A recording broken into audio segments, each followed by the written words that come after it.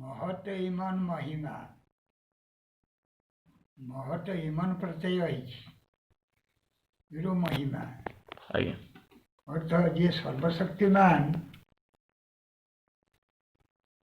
ये विश्व जार सत्ता बल समस्ते आम तिष्ठि रही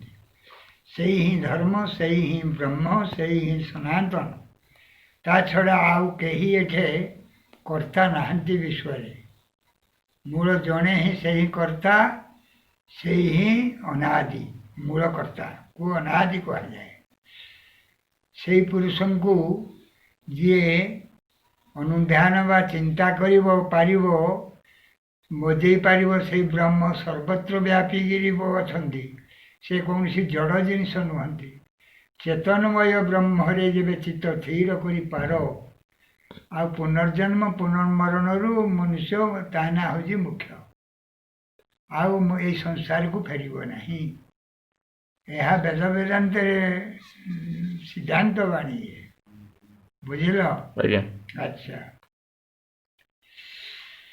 तेरे से पथर अनुसंधान करने गीता आदि भगवत गीता देख षष्ठ अध्याय आदि योग मार्ग अष्टादश अध्याय भी श्रीकृष्ण अर्जुन को भी बुझे कर्मयुग ज्ञान युग भक्ति युग यही बड़े सबुदिर अनासक्त हो एक परम ब्रह्म आसक्त हबार नाम प्रकृत मुख्य मार्गर गति सबुदिर अनासक्त हो ब्रह्म आसक्त जिते जगह नई तुम जन्म मरण रहित हो पार ना पुनर्जन्म पुनर्मरण हम मुख्य टी जापर ना कदापि जापर ना जब ब्रह्म आसक्त व प्रेम बुड़े पार एरा बहु जन्म यही अभ्यास कर एका जन्म के हेनी कथा गीता आदि भी प्रमाण बहुना जन्मना मनते ज्ञानवान माँ प्रपद्यन्ते वासुदेव सर्वमिति सब महात्मा सुदुर्लभ यही महात्मा जन्म हवा बहुत कष्टकर बुझिपार तेरे से ब्रह्म को जो मैंने चिंता करी करी अनेक जन्म हम से जाइए से तन्मय प्रेम को जांच कर एका जन्म के परमात्मा को लाभ करी हब ना बुझल मनुष्य सहस्र सहस्र लोक मध्य कई लोक सहस्र सहस्र लोक मध्य कई लोक आत्मज्ञान लाभ पाई कर जतन पुणी यत्नशील सिद्ध लोक मध्य कई आमको जानापी समर्थ हो अर्जुन को कृष्ण एक कथा भी गीतार कहते एते मध्य कहीं आमर भाव जानती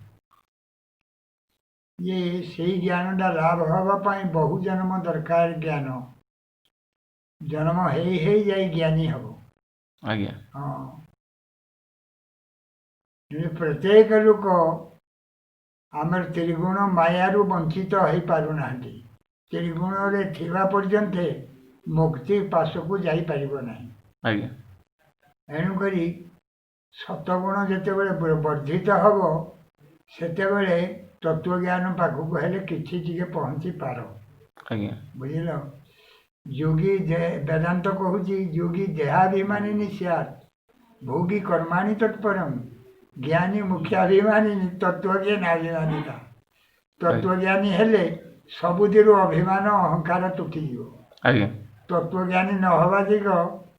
तुम ये चार्टा जगह ही लगी रहा ही जगत को शुणाओ जो मैंने चली पारे आग सतगुणी हुआ रज तम गुण को वर्जन कर रज तम गुणी लोक राक्षस प्रकृति लोक से केते मुक्ति मार्ग जीवेनि से नास्तिक स्वाभाविक है ईश्वर नहांती बोले भावती से माने रज तम गुणी लोक केबे ईश्वर विश्वासी नुहंती हाँ